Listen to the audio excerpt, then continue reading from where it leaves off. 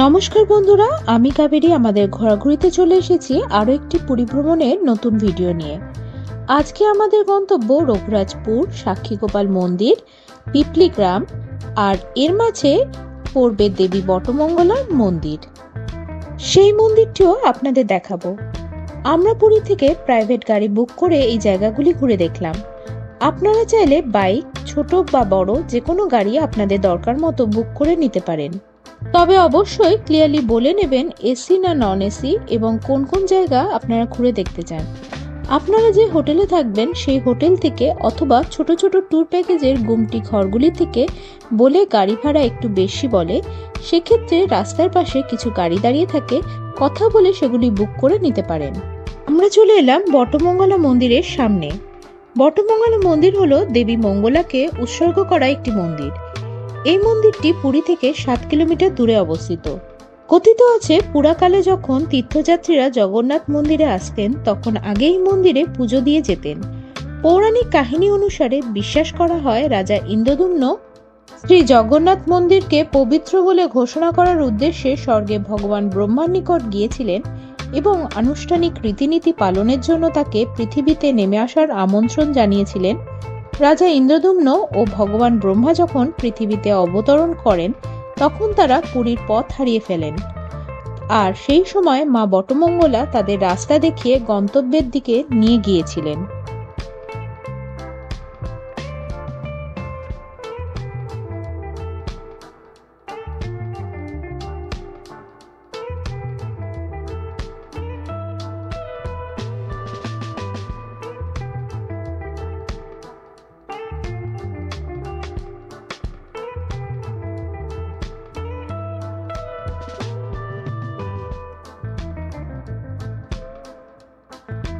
এরপর আমাদের গন্তব্য রঘুরাজপুর।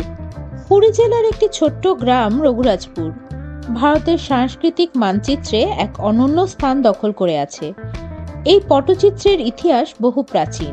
কথিত আছে খ্রিস্টপূর্ব 5 সালে ভার্গবী নদীর তীরে প্রথম এই শিল্পকলার বিকাশ হয়েছিল। রঘুরাজপুর তার পটচিত্রের জন্য বিখ্যাত হওয়ার সাথে সাথে কিংবদন্তি ওড়িশি নৃত্যশিল্পী কেলুচরণ মহাপাত্র এবং গটিপুয়া নৃত্যশিল্পী পদ্মশ্রী গুরু মাগুনীচরণ দাসের জন্মস্থানের জন্য বিখ্যাত। 2000 সালে ওয়ার্ল্ড হেরিটেজ তকমা পাওয়া এই গ্রামটির বেশিরভাগ বাড়ির বাইরের দেয়ালে রামায়ণ ও মহাভারতের পৌরাণিক দৃশ্য আঁকা রয়েছে। এই গ্রামের মূল শিল্প পটচিত্র। রঘুরাজপুর ভারতের একমাত্র গ্রাম যেখানে প্রতিটি পরিবারই কোনো না কোনো শিল্পের সাথে যুক্ত রয়েছে। এখানে শিল্প শুধু পেশা নয়, এটি একটি জীবনধারা। পুরী ঘুরতে আসা মানুষদের মধ্যে খুব কম সংখ্যক মানুষই আসেন এই গ্রামে। অনেকেই জানেন না হয়তো, হেরিটেজ গ্রামের তকমা পাওয়া সত্ত্বেও রঘুরাজপুর এখনো অনেকটা অবহেলিত। শিল্পীরা অপেক্ষা করে বসে থাকেন কবে কেউ আসবেন। সারাদিন তেমন কোনো পর্যটক আসেন না, তবুও এই গ্রামের লোকেরা আপনাদের হাসি মুখে আপনাদের নিজেদের ঘরে নিয়ে যাবেন, তাদের শিল্পকলা দেখাবে, পটচিত্র কি, কিভাবে তারা কাজ করেন সেই সম্পর্কে আপনাদের ধৈর্য ধরে বোঝাবেন, পটচিত্র খুলে দেখাবে, হাসি মুখে আপনাকে বিদায়ও জানাবে।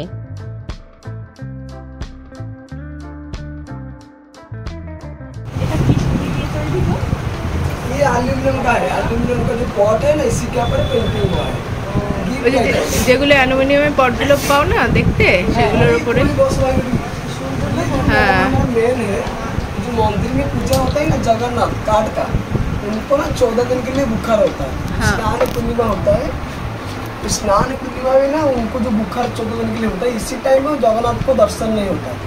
मंदिर में जो 14 दिन के लिए जगन्नाथ लॉकडाउन में रहते हैं, इसी टाइम में वही पट्टचित्र का पेंटिंग यहाँ से जाके मंदिर में पूजा होता है, लोग उनको दर्शन करते हैं 14 दिन के लिए। इसीलिए ये हमारा परंपरा है। और ये जो पट्टचित्र ये होता है पट्टो और ये होता है चित्र, हम खुद इसको घर में तैयार करते हैं। हैंडमेड है जो पट्टो है, ये तीनों पुराना कॉटन साड़ी है, ये तीनों को जॉइंट करके ये होता है पट्टो। आप जो इमली दिखाते हैं ना तेंतुल के बीच कॉम होता है, जो इमली का बीच है इसको छेचेंगे, 2 दिन पानी में रखेंगे और ग्राइंडिंग करेंगे, रांधेंगे तो गम होगा। वही गम को छात के ऊपर दे के एक साइड लगाएंगे और एक बार गोमती का और एक साड़ी, और एक बार गोमती का और एक साड़ी, ऐसे तीनों लेयर को जॉइन करके ही होता है पट्टू। और इसी के ऊपर एक जो पाउडर देंगे, ये प्रिंट इसका दिखाया जाएगा, इसीलिए कि चौक पाउडर देंगे ऊपर और नीचे। चौक पाउडर दे के ऐसे पत्थर में घिस के पॉलिश करेंगे। अच्छा पॉलिश हो जाएगा, इसी के बाद इसके ऊपर पेंटिंग करेंगे। और ये जो पेंटिंग सब होगा ये सब नेचुरल स्टोन कलर है। ये 5 कलर मेड है स्टोन कलर नेचुरल अच्छा प्राइमरी कलर। अच्छा इसी को मिक्स करके 50-100 का होता है, वही कलर में पेंटिंग होता है। ये जो वाइट है ये समुद्र का सी सेल है। ये जो शंख होता है वो शंख को पाउडर करके वाइट होता है समुद्र का।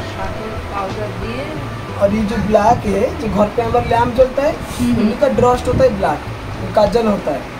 और ये जो हरितल हिंगुल नील ये तीनों पत्थर है। और ये जो कलर में गौंत लगता है, ये जो गौंत बेल है ना, गौंत बेल गौंत बेल हाँ, उन्हीं का पेड़ का बनी गौम होता है। अच्छा गौम कलर पानी लेके से नारियल का छिलका से घिसेंगे तो ये कलर तैयार होगा। 5 मेन कलर है, इसको ऐसे मिक्स करके 50-100 में होता है।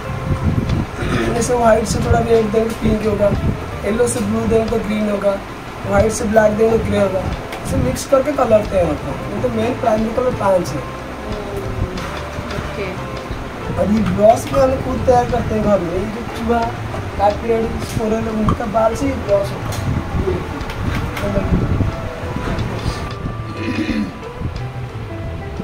तो ब्लैक देने के बाद इसे पोछ देंगे। ये वाला है, इसे कार्विंग करने के पहले, उसके बाद इसको ब्लैक देने तो पेंटिंग दिखाया जाएगा। पूरा कलर आ गया। हाँ, इसीलिए थोड़ा मेहनत लगता है। अगर एक पत्ता टूट जाए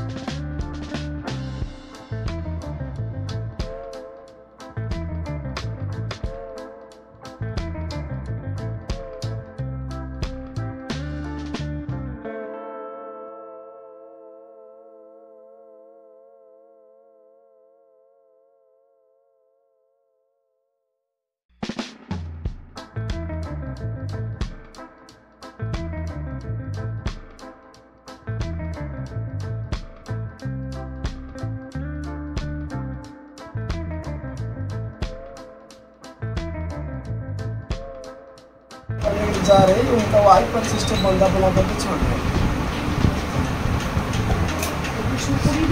हाँ, ये सुपारी काट सुपुरी जो पान खाते हैं ना, सुपुरी।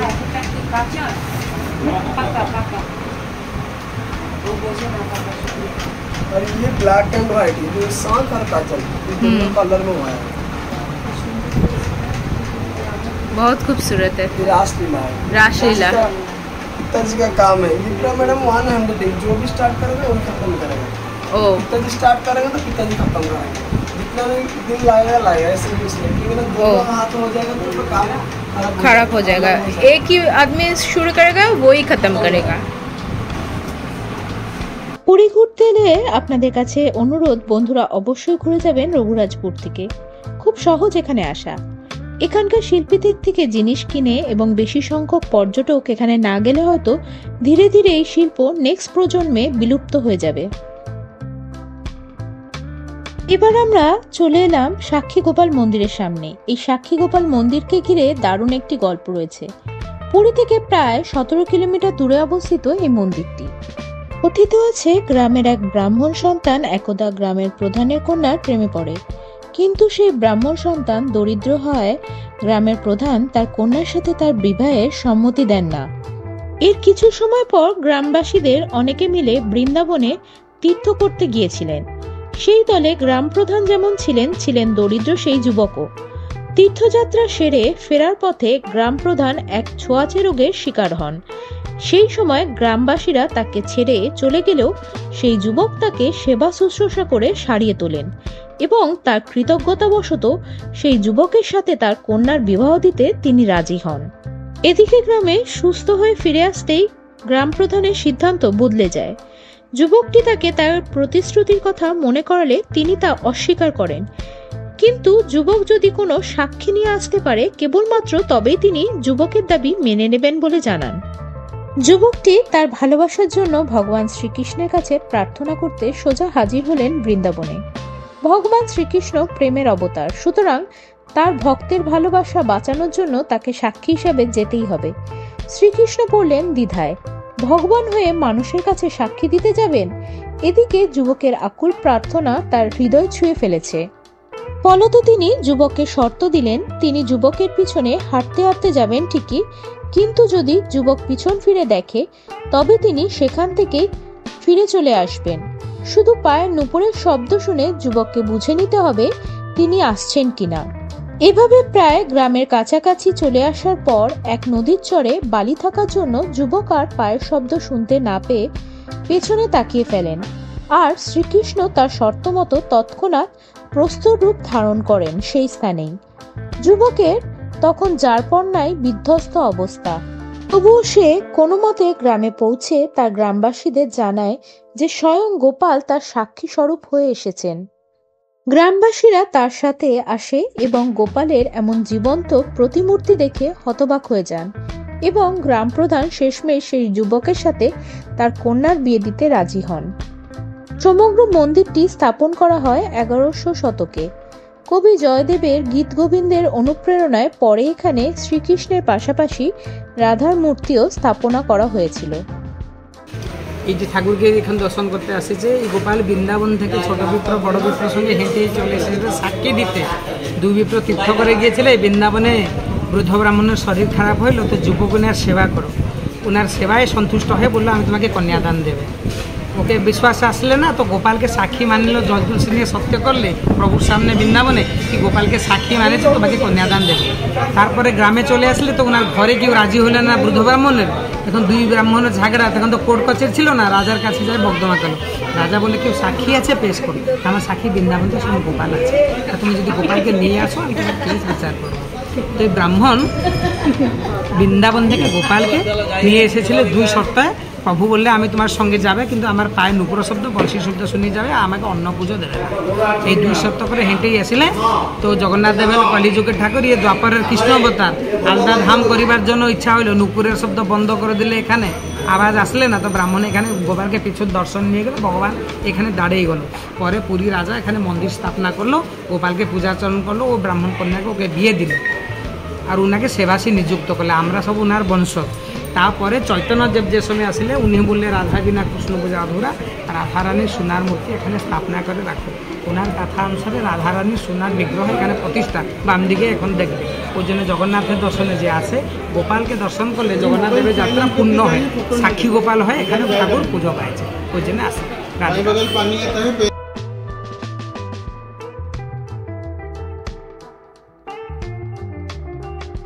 এবার আমাদের পরবর্তী এবং অন্তিম গন্তব্যস্থান হলো পিপলি। পুরী থেকে 38 কিলোমিটার দূরে পিপলি বা পিপিলি অ্যাপ্লিক কাজের জন্য বিখ্যাত, যা ওড়িশার এক ঐতিহ্যবাহী অন্যতম শিল্প বলে বিবেচিত হয়।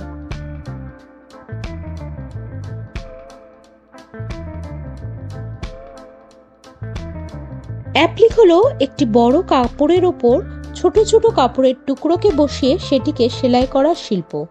10ম শতাব্দীতে ওড়িশার সোমবংশীয় রাজার শাসনামলে কারিগরদের থাকার জন্য এই গ্রাম স্থাপনা করা হয়েছিল বলে মনে করা হয়। প্রথম দিকে এখানকার কারিগররা শুধুমাত্র উৎসবের সময় ছাতা, শামিয়ানা তৈরি করতেন, কিন্তু শিল্পের জনপ্রিয়তার সাথে সাথে কারিগররা উপযোগী নানা সামগ্রী তৈরি করতে শুরু করেন। পিপলির রঙিন কাপড়ের অ্যাপ্লিকের কাজ সম্ভবত পুরী ও তার আশেপাশে বিখ্যাত এক হস্তশিল্প। পিপলিতে বানানো হস্তশিল্পের নানান জিনিস বার্ষিক রথযাত্রার সময় জগন্নাথ দেব, বলরাম দেব ও সুভদ্রা দেবীর রথ সাজানোর সময় ব্যবহার করা হয়ে থাকে।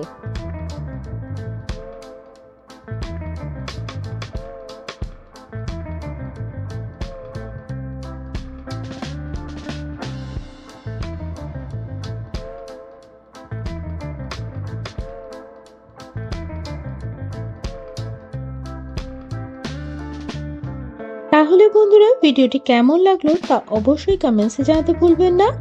আর ভিডিওটি ভালো লাগলে অবশ্যই লাইক এবং শেয়ার করবেন, এবং আমার চ্যানেলে নতুন বন্ধু হলে অবশ্যই চ্যানেলটি সাবস্ক্রাইব করে পাশে থাকবেন।